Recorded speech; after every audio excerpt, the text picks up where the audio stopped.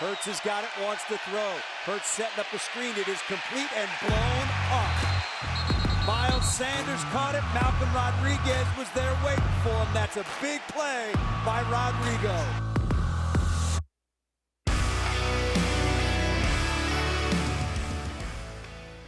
And thank you for listening in on the 20-Minute in the Huddle podcast presented by Microsoft. And as always, post-game, I am joined by PJ Clark. And we're talking about another loss, Peach. Another disappointing. Another loss. Not what you want. Now, 3 straight, and this one was particularly bad, 29-0.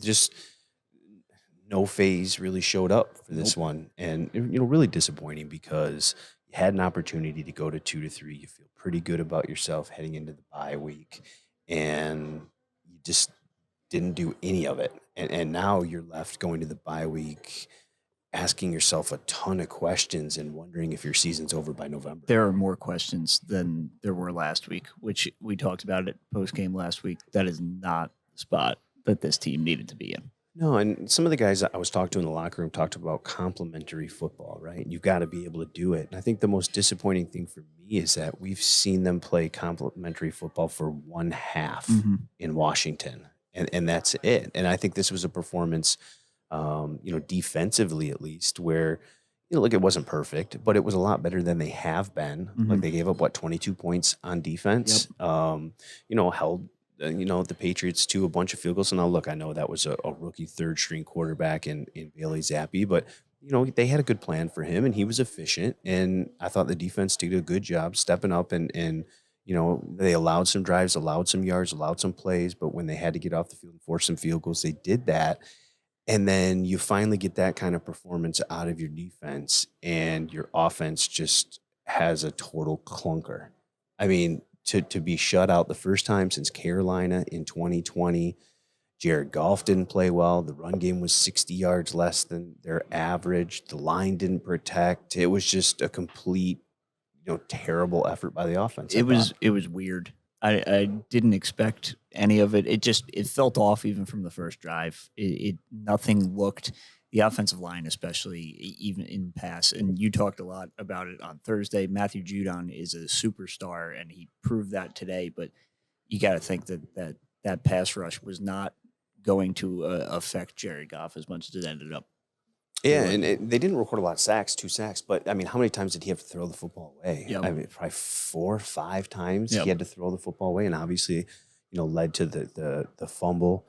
And, look, you mentioned the first drive, and it didn't look right on the first drive. They get a couple first downs on that first drive, right? And then they're at their own 45-yard line and get to a 4th down It was play. just weird.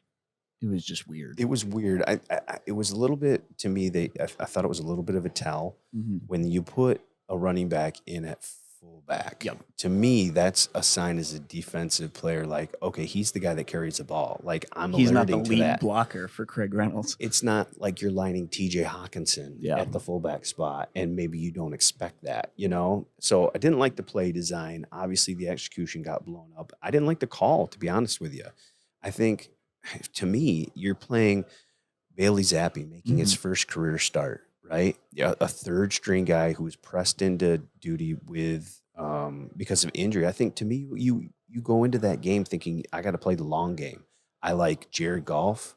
I like my offense. I think we can score points. They might struggle to score points. So, okay, look, that drive didn't go well. Let's punt the football. Let's put Bailey Zappi behind the sticks and make him go the whole field. Instead, you go for 4th down, you don't get it. You give him the football at the 45-yard line. Now he's just got a short field. Just one first down. One first down, and he gets the first down. He gets points. Now all of a sudden, Bailey Zappi's feeling pretty good about himself. You've given him a nice, comfortable drive to start, put points on the board. That's not what I would have done. No, and I think, 4th down is the story of the game almost, is 0 for 6. First team in NFL history to go 0 for 6 on 4th down in a single game. It's tough. And there was something in Minnesota that they talked about, even, going for it so many times on 4th down. On 3rd down, you have 2 plays. Not a lot of 3rd down conversions today. No 4th down conversions today. And, 5 of the 6 were in Patriots territory. Yep. And the big one obviously was the one on 4th and 9 at the 32-yard line. So you're at the 25-yard line. You have a missed assignment on the 3rd down run, 3rd and 2, and you get tackled for a 7-yard loss. And now you're at the 32-yard line of New England. 32-yard line, that's what, 50-yard field goal? Yep. And to me, that's an issue too. Not only on your 3rd kicker in 3 weeks, but I think there's a confidence issue with this kicking. Yep. And Dan Campbell said after the game that he had a very hard line of where they wanted to be to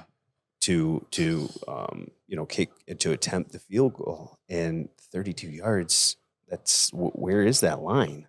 If not now, when kind of thing. And I mean, it's not like Michael Bagley, hadn't been around, right? He's been in this league. He 81%. He kicked 4 for 4. His career long is 59. It's not like some guy who's going to be making his first kicks. Yep. So, that to me is an issue that you've got a lack of confidence in kicking. And I think that prompts some of these calls. And so you don't get it on 3rd down, 3rd and 9. Jared Goff is, rushed out of the pocket, sacked, fumbles. They pick it up, and they return it 59 yards for a touchdown. And now all of a sudden, when it could have been 6-3 late in the second quarter, now all of a sudden firmly behind the 8 ball. It's 13-0. Yep. And they make it 16-0 before the half. And so, and like you said, now you're behind the 8 ball. So to me, it's just I look at the situation and see, like, okay, it's Bailey Zappi. It's a 3rd-string quarterback. Now, look, that Patriots team is very well coached, obviously. They've got some weapons on offense. They could run the football. Defensively, they're pretty good. But, again, I played the long game.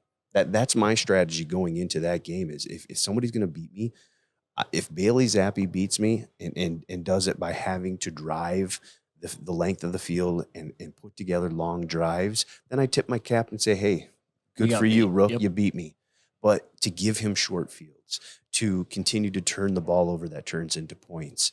It's just some of these things that they can't get out of their own way sometimes. And that's the frustrating part about it. And I didn't think even that when I, said the offense was weird to me today, a lot of 1st and 2nd down runs, which is, again, the rushing offense has been so good, but after the first half, it wasn't working. The runs were going nowhere, and they had a couple that were decent. Craig Reynolds broke the one to the outside that was pretty good, but it was a lot of 1st and 2nd down runs where there was not a lot of play action passing, and then by the time you were really down, you had to throw the ball, which is not something that has had to happen this year with the way the run game is. And you mentioned Judon, and they got Dietrich Weiss Jr. on the other side, and they've got some guys on the interior that can get after it. And, I thought that probably wasn't the best game for the offensive line. We've talked about them being so good all year.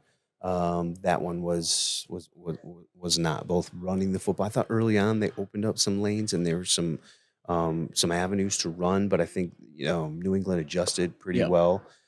Closed that down. I mean, 27 rushes, 101 yards. That's only a 3.7 average, well below all Detroit's total yards and average yards. So you had to have another plan, right? And a lot of short passing stuff, a lot of stuff short of the sticks, put themselves in some bad spots, no explosive plays until later in the game when you were really behind and now you had to press it.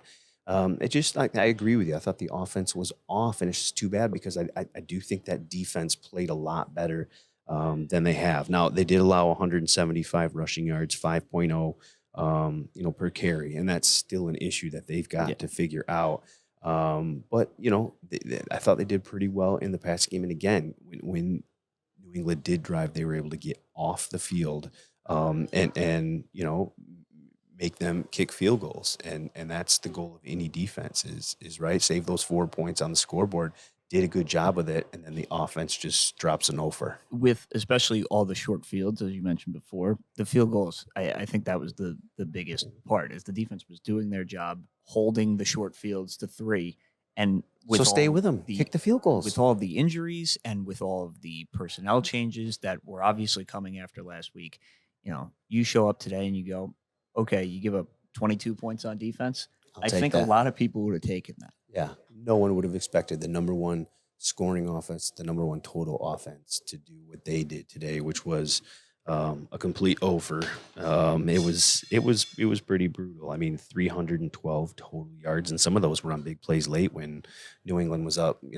Yeah. 20. Craig Reynolds receiving back. Yeah. That was a positive. That was a good one. Yeah, he was not bad, and it's good to see that Detroit's got some options there. Obviously, that's not one of Jamal Williams' strong points.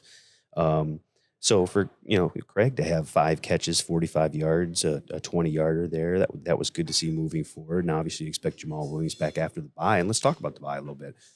Probably couldn't have came at a more perfect time for Detroit. Absolutely perfect. On the injury front, DeAndre Swift is probably going to be back. DJ Chark's probably going to be back. A guy like Amon-Ra St. Brown, who said after this game that he's been dealing with a high ankle sprain, played about 85%. That was the other thing for me. He didn't look right, and I think he had 8 targets. Yeah, and it was just if he didn't have to throw him the ball, he wasn't fighting like he usually does for extra yards. Even once it got to him, that looked a little off to me. Yeah, so you knew he was playing hurt, and so 2 weeks are going to be good for him, and not just from a health standpoint too, but I mean this team's got to take a very deep look in the mirror, and I'm talking about every player, every coach. Dan Campbell said afterward he's got to look at everything from schematics to personnel groupings. You're 1-4, and he said, look, we've hit rock bottom, and going on the road, losing 29-0, being embarrassed, and now going into the bye with a bad taste in your mouth, and sitting at 1-4, and your season could be done by November because you've got Dallas, this is a tough stretch, Miami, and Green Bay coming up. I mean, you're at 1-7. I mean, that's it. The fat lady singing. Yeah. You're just not coming back from that, and so this is an important couple weeks here for Dan Campbell, Aaron Glenn, Ben Johnson, all those guys to figure this out, find the right combinations, maybe simplify some things if they have to.